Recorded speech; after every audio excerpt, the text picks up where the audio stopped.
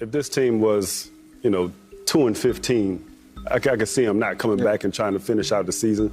It just seems that, we all play this game to try to win a Super Bowl. Like, that's the main goal. And if you have a team that's good enough to get to the playoffs, and you guys, we're not having this conversation. That contract. You're not having you're 3 games. I understand. Away. He's playing the game. I don't know if I would have the balls to do it. I'm being real honest with you. To sit out. But kudos to him. I mean, he's about his business. He figures they don't want to pay him. So, but like Coach said, like you just said, it's the playoffs, man. You 3 games away. Put a brace on it. Get it going. And look, put a brace on it. Let's go. Well, it's hard to say that though. Right. We don't know if he's not. I don't know the extent of his injury. I played the whole season on a sprained MCL, so. Yeah, I understand if he's not ready. Whole season. But with a lower body injury, he's going to be up in the press box. He's not going to be on the field for me. Charles?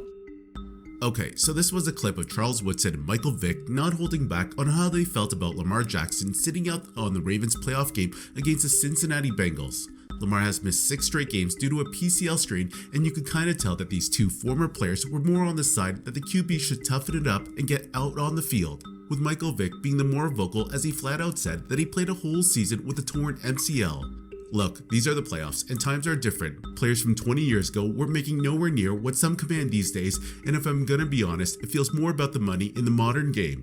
Back in the day, players played with all sorts of injuries, and especially for a playoff game, would have to get held back because they do whatever it took to get out on the field. And I'm not criticizing Lamar here. He's up for a huge contract and doesn't feel the need to jeopardize his future while playing injured.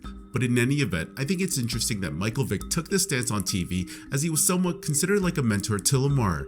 It's no secret that the two have similar skill sets, and Vick, being a senior, would often give advice to the young QB early in his career when he was mainly viewed as a running threat.